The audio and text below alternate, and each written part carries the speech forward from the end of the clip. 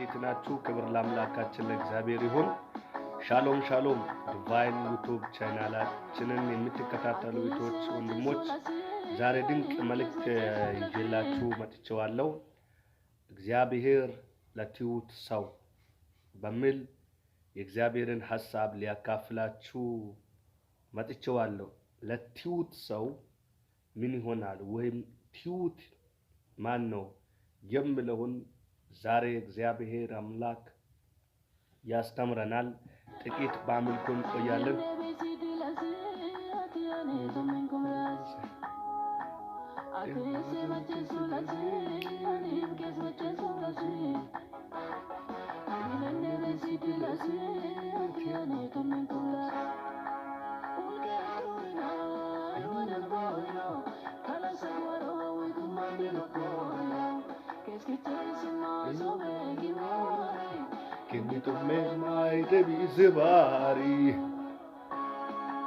ክብር ይሁን። አዳሊያ ሮሳ ካማይ ሹታር ቤዛባይ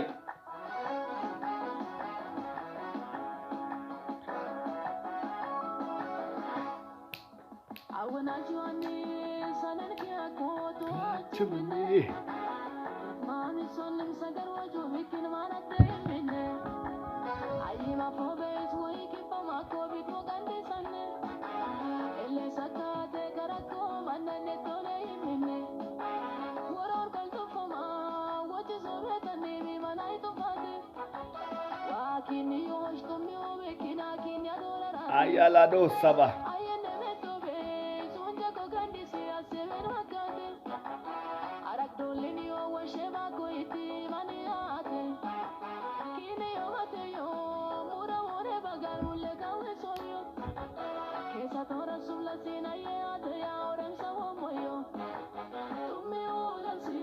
Kiniyoshi umyulezi. Hallelujah.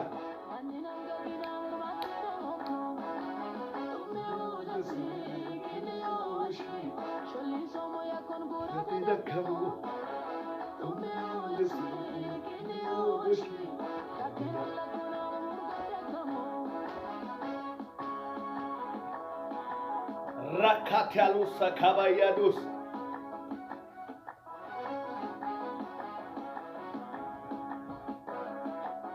ክብር ይሁን።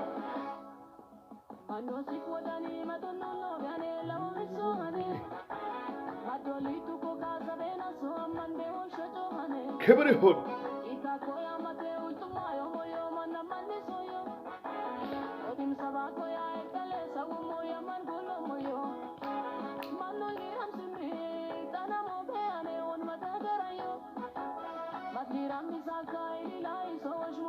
Atania Jula Rasi Kadude.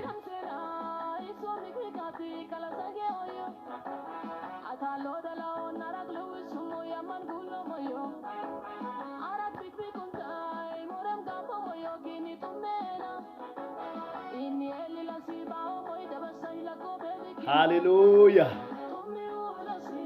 Inyoshi Adilia Kamu.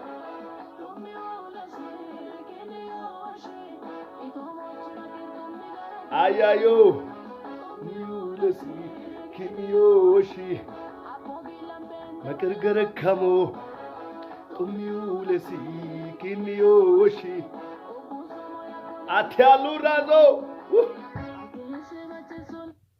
Ani Yemkes Machesum Lesi Emenene Tumsidum Lesi Atiani Tuminkum Lesi. Hallelujah. ክብር ለአምላካችን ለእግዚአብሔር ይሁን። ከቃሉ አንድ ክፍል አነብና ቀጥታ ወደ ሐሳባችን እንገባለን። ሙሴም ኢትዮጵያዊቱን አግብቷልና ባገባት በኢትዮጵያዊቱ ምክንያት ማርያም እና አሮን በርሱ ላይ ተናገሩ። እነርሱም በወይኑ እግዚአብሔር በሙሴ ብቻ ተናግሯልን? በእኛስ ደግሞ ተናገረው አይደለምን? አሉት። እግዚአብሔርም ሰማ። ሙሴም በምድረ በዳ ላይ ካሉ ሰዎች ሁሉ ይልቅ እጅግ ትሁት ሰው ነበር። እግዚአብሔርም ወደው ሙሴን አሮንን ማርያምን ሶስታችሁ ወደ መገናኛ ድንኳን ውጡ ብሎ ተናገረ። ሶስቱም ወጡ።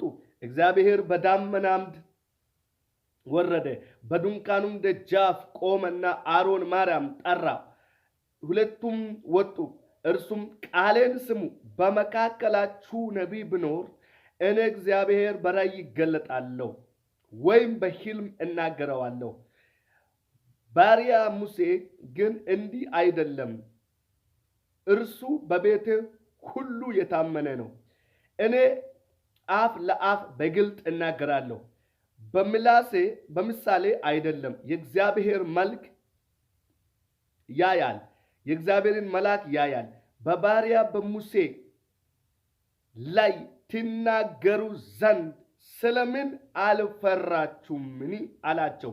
የሚገርም ነው። ሙሴ ማለት እግዚአብሔር ያሳደገ እግዚአብሔር አምላክ የመረጠ እጅግ ምድር ላይ ካሉ ሰዎች ሁሉ ትሁት ነበር ይላል።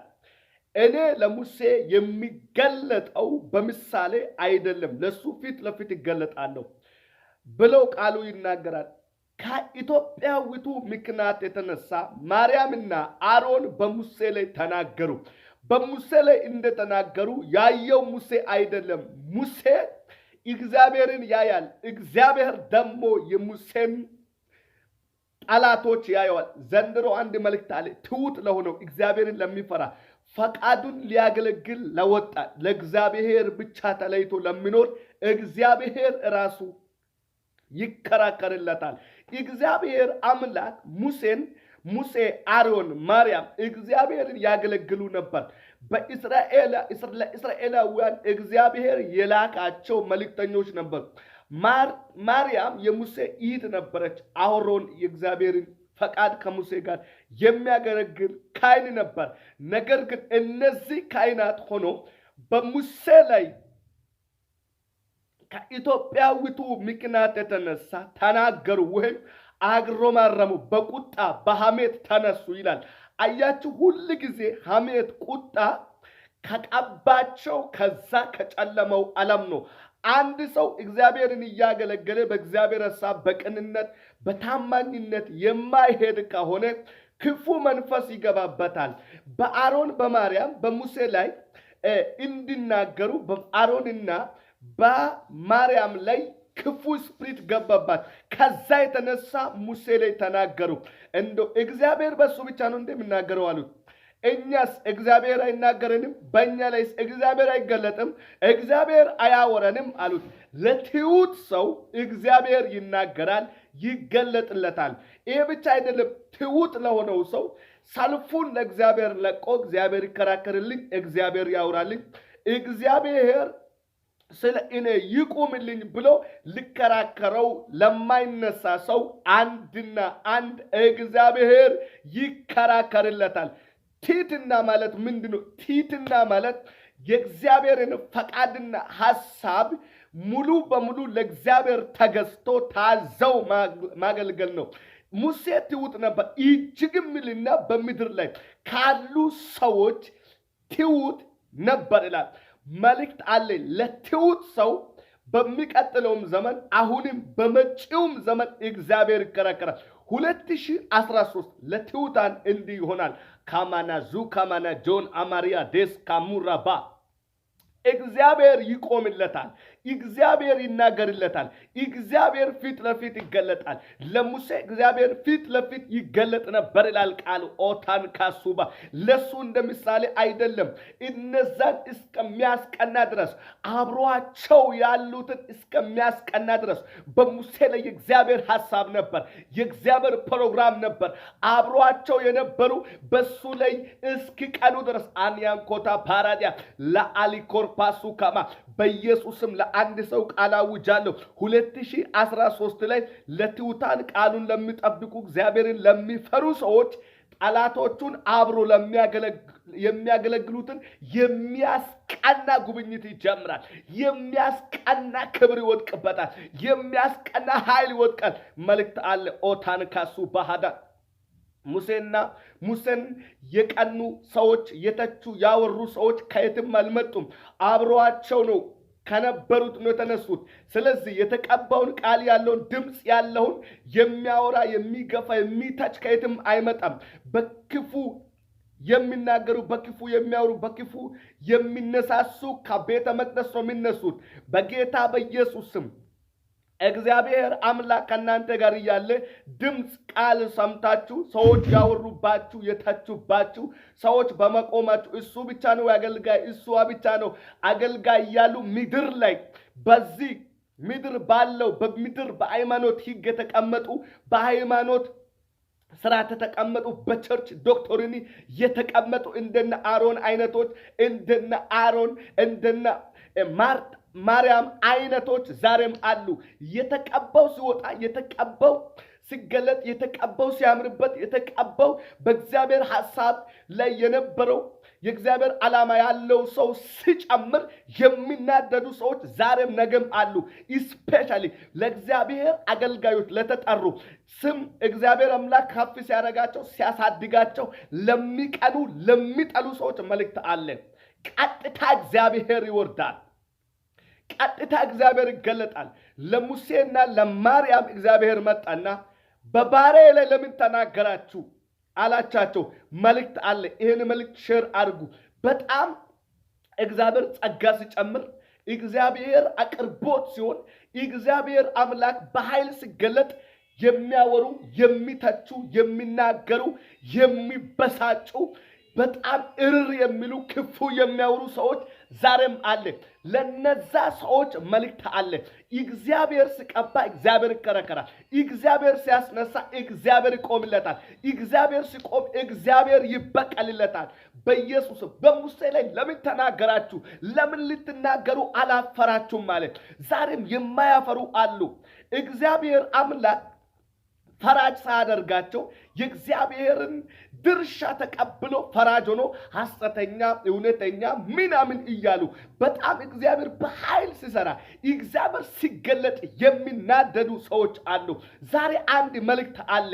ቅናተኞች ከመገናኛ ድንኳን ውጭ ይወጣሉ። ከክብሩ ክልል ውጭ ይወጣሉ። ከመንፈሱ ክልል ውጭ ይወጣሉ። ማርያምና አሮን ከመገናኛ ውጭ እንደወጡ 7 ቀን ሙሉ በለምጽ እንደተመቱ በሚቀጥለው ጊዜ መልእክት አለ።